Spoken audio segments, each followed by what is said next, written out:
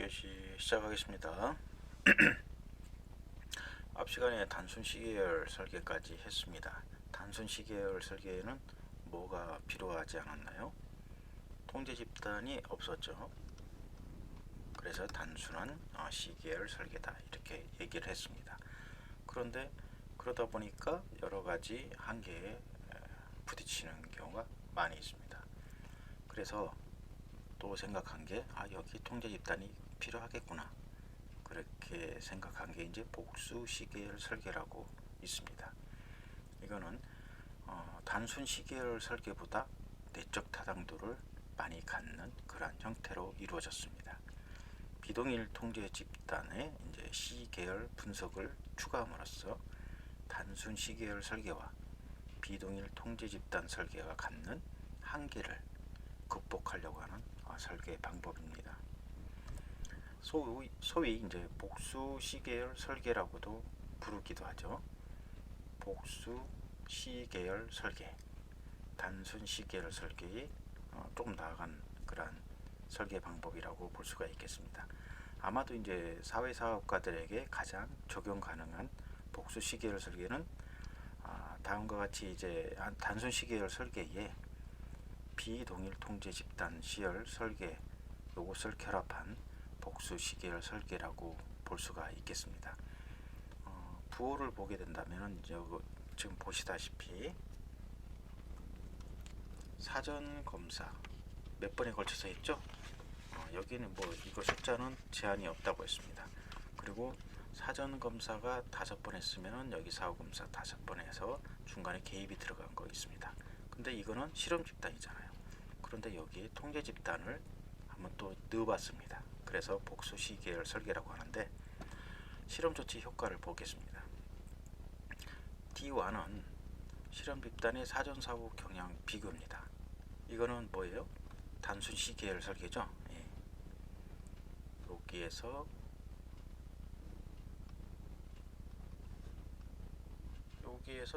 5, 13에서 16까지 요게 사후 검사죠. 그 다음 사후 검사에서 사전 검사를 뺍니다. 그게 D1이라고 하면 될 것 같고요.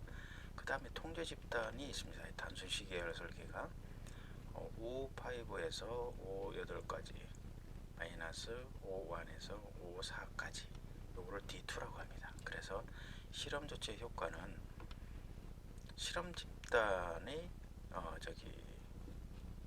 경향 마이너스 통제 집단의 사전 사후 경향, 이렇게 해서 값을 내는 거를 복수 시계열 설계라고 할 수가 있겠습니다. 자, 복수 시계열 설계는 실험 집단의 사전 사후 경향을 비교한 관찰값과 비교 집단의 사전 사후 경향을 비교한 관찰값의 차를 실험 조치에 의한 효과로 간주를 하고 있습니다. 복수 시계열 설계의 장점을 극대화하기 위해서는 비교 집단으로 설정되는 대상에 실험 조치가 행해지지 않는다는 것, 즉 개입이 없다는 것, 이것 외에 실험 집단과 비교 집단이 동일한 속성을 많이 가지면 가질수록 좋은 거요 라고 할 수가 있겠습니다. 뿐만 아니라 양 집단을 대상으로 실시되는 사전 사후 검사 역시 거의 동일한 시점들에서 실시하므로 검사와 관련된 두 집단의 조건을 동일하게 해야지만이 정확한 값을 낼 수가 있다, 이렇게 볼 수가 있겠습니다. 통제 집단을 사용한다고 했습니다. 통제 집단을 사용함으로써 내적 타당도를 저해시킬 수 있는 요인을 크게 감소할 수가 있어요. 그렇지만은 무작위 할당이 이루어지지 않고 동일 집단으로 이루어지기 때문에 실험 집단과 통제 집단이 서로 이질적인 가능성이 큰 그러한 설계라고 할 수가 있겠습니다. 여기에서 또 하나가 더 있는데, 분리표본 사전 사후 검사 설계라는 게 있는데, 이거는 교재에 없기 때문에 그냥 패스하는 걸로 하겠습니다. 그리고 다음에 전실험 설계가 있는데요. 전실험 설계는 실험 조사의 속성인 뭐예요? 무작위 배정 없이 조사 대상자가 선정되고 통제 집단을 갖추지 못할 때 활용하는 가장 낮은 수준의 실험 조사 형태입니다. 가장 낮은 수준. 이런 것도 아마 시험 같은데 나오면은 여러분들이 체크를 유심히 봐야 될 그러한 저겁니다. 유형에서 가장 낮은 수준의 실험조사 형태는 어떤 거냐? 그러면 전실험 설계다. 이렇게 여러분들은 알고 계시면 될 것 같습니다. 요거는 이제 내적 타당도와 외적 타당도의 저해 요인이, 그러니까 외적 타당도하고 내적 타당도 높여야 되는데 거기에 저해하는 그러한 여러 가지 요소들이 많이 있잖아요. 그 요인들을 통제하지 못하는 실험이 전실험 설계다.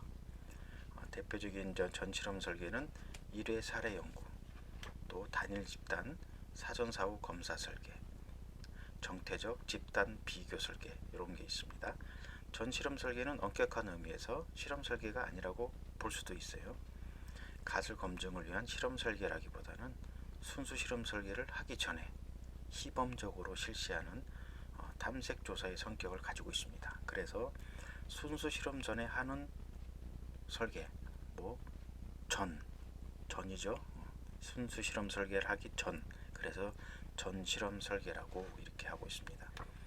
첫 번째로 이제 1회 사례 연구가 있네요. 요거는 사전 검사도 없습니다. 한 번으로 딱 끝내는 거예요. 개입이 한 번 들어가서 사후 검사하는 거로. 단순하죠. 1회 사례 연구는 한 번의 실험 조치, 개입이 한 번 들어가 있고, 이거 한 번의 관찰. 이거 신뢰성이 있을까요? 누가 이거 결과를 믿고 이거에 대해서 그 실험 맞네요, 좋네요, 그렇게 할 수가 없겠죠.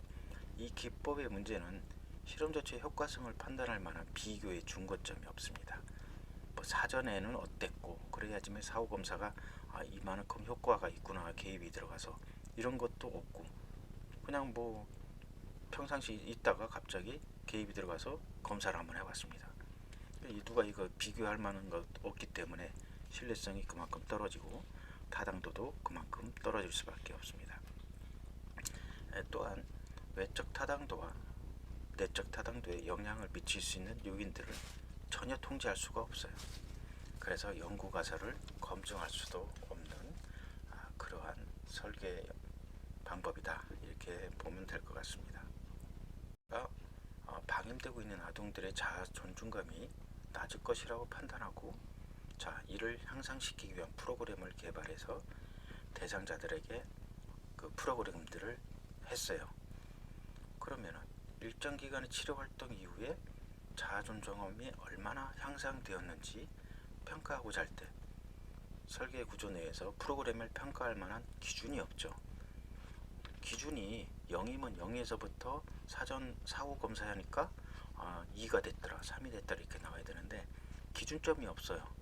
0도 없고 1도 없고, 그렇기 때문에 얼마나 뭐가 영향이 있었는지, 뭐가 향상이 되었는지, 그래서 한마디로 비교 기준과 비교 시점을 적용하는 게 불가능하기 때문에 1회 사례 연구는 아무리 전실험 설계라 하더라도 신뢰성이 많이 떨어진다, 거의 없다, 이렇게 보면 될 것 같습니다. 1회 사례 연구가 아니고 원시 실험 설계라고도 할 수 있습니다. 원래 아무 기준이 없는 상태에서 실험하려고 하는 그러한 기준점을 찾기 위해서 하는 실험이라고도 볼 수가 있겠습니다. 1회 사례 연구는 이렇게 했고, 그 다음에 두 번째 단일 집단 사전 사후 검사 설계. 요거는 1회 사례 연구 디자인과 비교해 볼 때는 사전 검사가 있기 때문에 조금 신뢰성이 있겠죠. 그래서 한 연구 대상 집단에 대해서 개입을 실시하기 전에 먼저 종속 변수를 측정을 합니다. 그리고 개입을 하죠. 그리고 개입이 끝난 후에 뭐예요? 다시 종속 변수를 측정, 그러니까 사전 사후 검사를 합니다.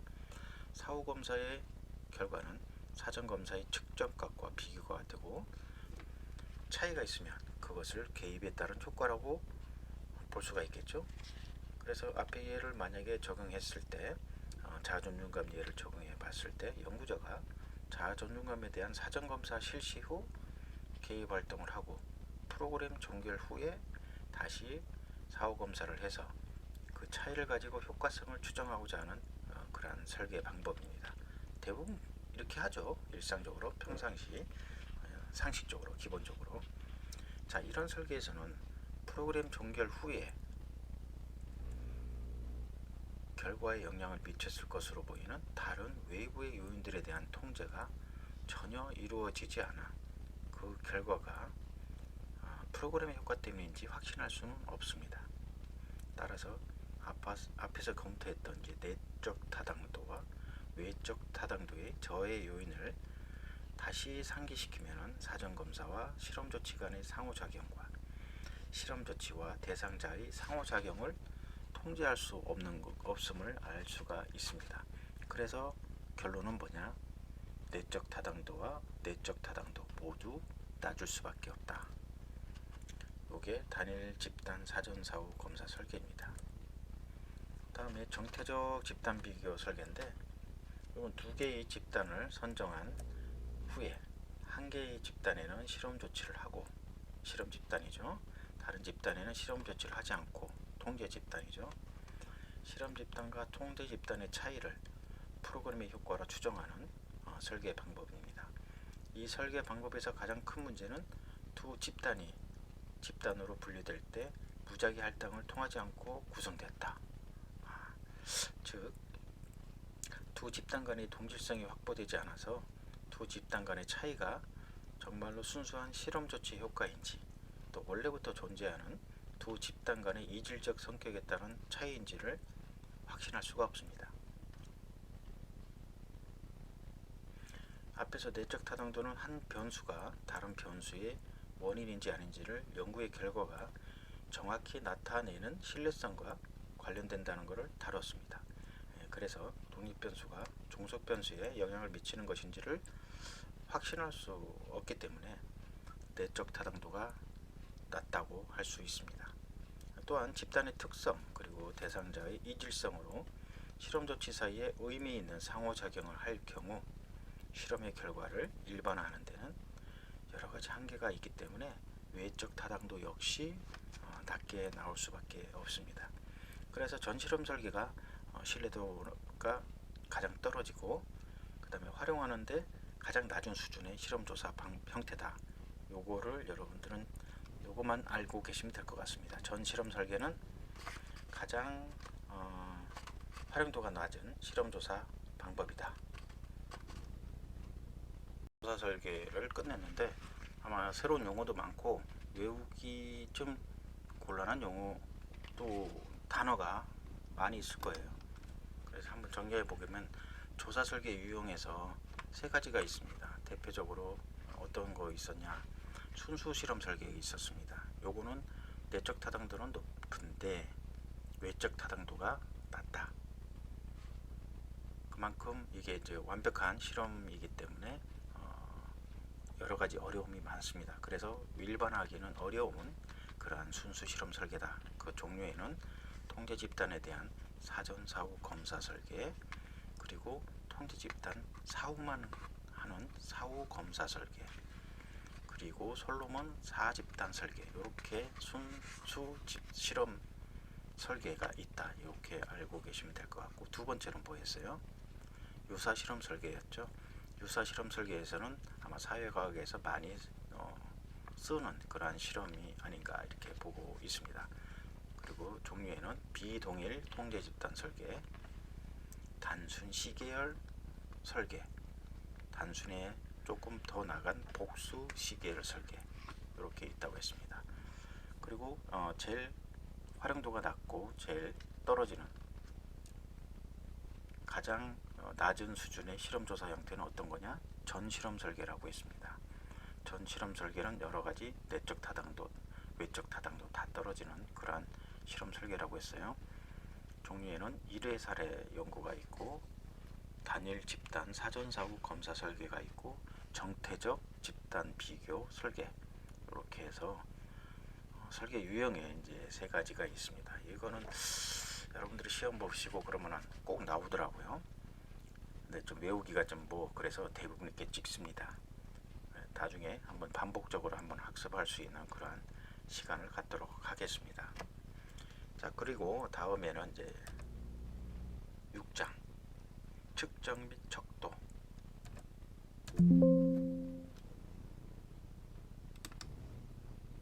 척도인데 이 측정 및 척도도 보통 시험에 한 못 나와도 4문제, 5문제. 예, 제가 얘기하는 건 다 이제 대부분 1급 여러분들 요거 졸업하고 그 다음에 학사까지 하게 되면 1급 시험 볼 수 있는 자격이 되거든요. 아니면은 졸업하시고 사회복지사 2급 자격증을 갖고 1년 이상 사회복지사로 근무하시면은, 현업에서 근무한 경력이 되면은 시험 볼 수 있는 자격은 됩니다. 1급 시험 볼 수 있는 자격이. 그래서 이 조사론이 거기에 이제 필수 과목인데 매년 어려워요. 조사론은 사실 용어도 생소하고 그렇기 때문에 많은 학생들이 가장 어려워하고 힘들어하는 게 조사론, 법제론 주로 이렇습니다. 그리고 또 문제도 상당히 좀 까다롭게 나오고 좀 어려운 게 사실은 맞아요. 근데 여기에서 만약에 과락이 났다 그러면은 아무리 다른 과목에서 많은 점수를 받아도 안 됩니다. 떨어집니다. 과락이 한 과목이라도 있으면. 그래서 좀 어렵고 힘들고 싫은 과목이라 할지라도 기본은 해야 된다. 네, 그렇게 생각을 합니다. 그 다음에 이 측정 및 척도는 조사론에서 어떻게 보면은 뭐 조사 설계라든지, 조사 설계도 꼭 문제가 나오지만은 측정 및 척도라는 거는 조사론에서 거의 뭐 핵심이라고 봐야 될 것 같죠. 예, 그래서 측정 및 척도도 그렇게 어려운 건 아니에요. 왜냐하면 우리가 뭐 일상생활에서도 그 척도는 어떻게 돼? 측량 같은 거 하고 막 그렇게 하고 그럴 때 있잖아요. 측정을 한다든지 뭐 그런 얘기는 많이 여러분들 주변에서 많이 들었을 겁니다. 그래서 그다지 어려운 건 아닐 거예요. 조사 유형보다는 오히려 귀에 좀 더 익은 그런 단어가 아니었나, 이렇게 아니겠나 이렇게 생각합니다. 먼저 측정의 종류, 측정의 수준, 척도는 또 어떤 거냐, 그리고 측정의 오류, 그리고 아까 저번 시간에도 얘기했던 조사 설계에서, 조사 설계 유형에서 타당도, 외적 타당도, 내적 타당도 나왔죠. 그리고 타당도와 신뢰도의 관계는 어떤 것이 있나, 이런 거를 보는 거로 하겠습니다. 먼저 측정의 정의는 연구자들은 이제 연구 문제를 결정을 하고 검증되어야 할 가설들을 어떻게 할까요? 구체화하기 시작하면은 곧바로 연구를 어떻게 디자인할 건가, 그리고 변수를 어떻게 측정할 건가, 자, 이런 문제가 이제 직면을 하게 됩니다. 그리고 명제나 가설은 변수들 간의 관계를 기술하고 있으며, 따라서 이를 경험적으로 검증하려면 앞에서 우리가 논의한 변수들에 대한 측정이 이루어져야 됩니다. 그래야 객관화가 되고 일반화가 될 수가 있습니다. 측정이 없으면은 아무리 좋은 명제라든지 가설이 있다 하더라도 무의미한 겁니다. 그러나 이제 사회과학에서 다루는 사회적 형상이나 특히 사회복지 실천 현장에서 연구조사는 인간의 상호작용과 사람을 중심으로 측정을 수행해야 되기 때문에 대단히 복잡하고 어렵죠. 사람을 상대로 하는 거기 때문에 그 기준을 맞추기가 어렵습니다. 그래서 측정상 많은 오류가 발생할 수 있고, 그래서 이에 대한 신중한 접근이 필요한 게 현실입니다. 먼저 이제 측정의 정의를 보게 된다면은 간단하게 일정한 규칙에 따라서 그 대상에 값을 부여하는 과정이다. 간단히 이렇게 얘기할 수가 있겠습니다. 측정은 이제 조작적 정의에 관한 생각과 밀접하게 결합되어 있습니다. 그래서 조작적 정의, 제가 2주차인가 조작적 정의에 대해서 한번 말씀을 드린 적이 있었는데, 조작적 정의는 개념적 정의를 조작적 정의로 이어지는 측정 절차이다. 즉 남성, 여성, 이런 것도 하나의 조작, 남성을 1로 하고 여성을 2로 하자, 이런 이게 정하자, 규칙을 정하는 겁니다. 이거를 개념적 정의를 조작적으로 부여를 하는 것이라고 볼 수가 있겠습니다.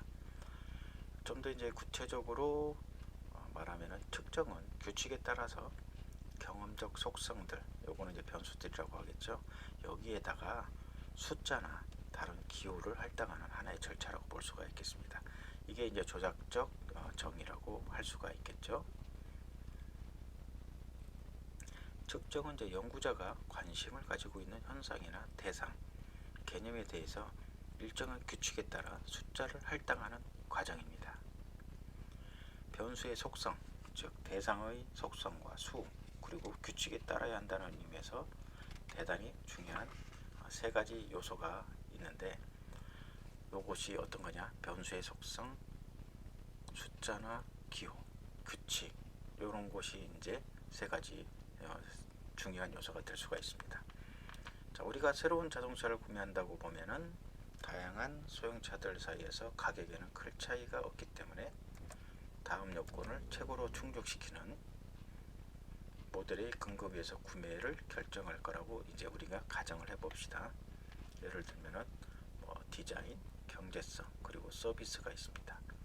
한 모델은 디자인이 잘 되어 있으면서 경제적이지만 제조사가 제공하는 서비스가 만족스럽지 못할 수가 있습니다. 그래서 우리는 5개의 숫자로 세 가지의 특징에 대해서 각각 이제 등급을 매기기로 우리가 정하는 거예요. 10, 11, 12, 13, 14 중에서 가장 낮은 숫자 10은 가장 불만족, 가장 높은 숫자 14는 가장 높은 만족. 그러니까 이게 또 지금 우리가 10, 11, 12, 13, 14라고 이렇게 얘기했지만 이것도 하나의 조작적 정의죠. 근데 이게 나중에 나올 것 척도도 여기에 적용이 되는 거예요. 그러니까 척도가 레커만의 5단계 척도입니다.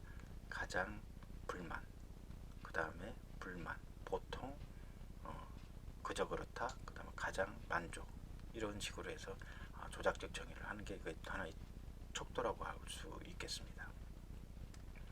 그래서 여기서 보면은 숫자 11, 12, 13은 평가되고 있는 특징에 따라서 만족의 점수가 점차적으로 증가하는 거죠. 조금씩 나아지는 거라고. 여기서 이제 모델을 검토를 해보게 되면은 여러분들 교재 표 6-1에 소형차 선호도 이렇게 나타나고 있는데, 여러분들이 차나 구매하실 때 혹시 이런 거 한번 해봤으면 이 중에 그나마도 좋은 차는 어떤 거겠다, A, B, C, D 중에 어떤 거다, 이렇게 아마 나올 수가 있을 거예요.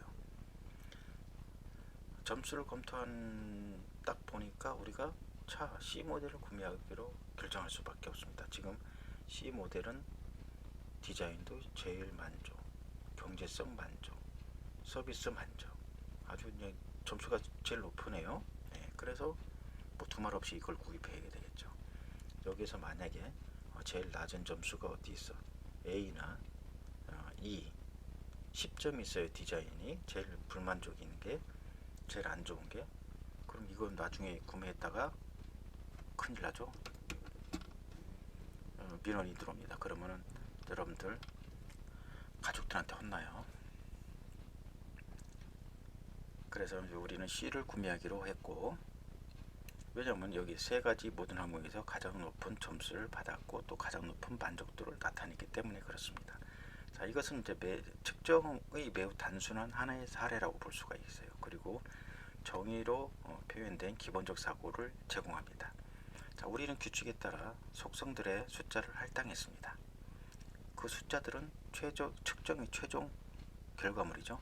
자, 이러한 측정은 다양한 속성들 간의 관계의 비교나 평가, 사정, 이런 데에 이용할 수가 있습니다.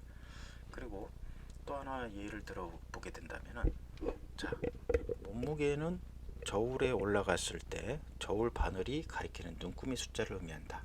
여러분들 살찐 거 싫으시겠지만 체중계에 올라가시죠, 매번. 그러면 우리는 뭘 봅니까? 숫자를 보죠. 눈금이 숫자입니다. 그게 나의 체중입니다. 근데 그 체중을 어떻게 했습니까? 우리가 정의를 한 거예요. 몸무게에 대한 조작적 정의를 우리가 한 겁니다. 자, 몸무게에 대한 측정은 특정 대상에게 저울에 올라가게 한 후에 해당 저울이 가리키는 눈금의 수를 측정 대상에게 부여하는 겁니다. 여러분들 중에 어떤 분은 80kg 나간 분이 있고, 안 계신가? 저만 있네요. 어떤 분은 50kg, 60kg 이렇게 나가는 분 많이 있을 것입니다. 그래서 여러 가지 다양하게 산출할 수가 있습니다. 그러면은 여기서 측정은 뭡니까? 50kg, 80kg, 60kg 이걸 측정한 그 값이라고 할 수가 있겠죠. 그 수치를 우리가 요 정도 올라가는 거는 50kg라고 하자, 조작적 정의로. 여기는 기준점이 꼭 있습니다. 0부터 시작해서 이렇게 올라가기 때문에 그 관계가 아주 조작적 정의가 제대로 이루어져야지만이 일관성 있고 보편적인 측정을 이루어질 수가 있겠습니다. 또 하나 예를 들어 보게 되면, 자, 우리가 지능 IQ 정의를 할 때 1분 동안 암기할 수 있는 단어의 개수 딱 이렇게 정의를 했어요. 그래서 우리가 측정할 동안 1분 동안 여러 가지 단어를 뭐 돼지, 호랑이, 뭐 강아지 뭐 이런 식으로 해서 쫙 했습니다. 그 다음에 여기에 1분 동안 암기할 수 있는 그 강아지 숫자에 따라서 어떤 사람은 강아지란다 참 단어의 숫자에 따라서 어떤 사람은 5개 할 수도 있고 어떤 사람은 3개 할 수도 있고, 그래서 거기에 대해서 이 사람 지능은 5, 이 사람 지능은 3 이렇게 하는 게 이걸 측정이라고 할 수가 있습니다. 그래서 이거를 측정의 의미라고 볼 수가 있고, 뭐 그렇게 어렵진 않죠. 이런 거는 우리가 정하기 나름입니다. 이거 조작적 정의입니다. 이게 한마디로. 자, 2교시 여기서 하고 3교시에서 뵙도록 하겠습니다.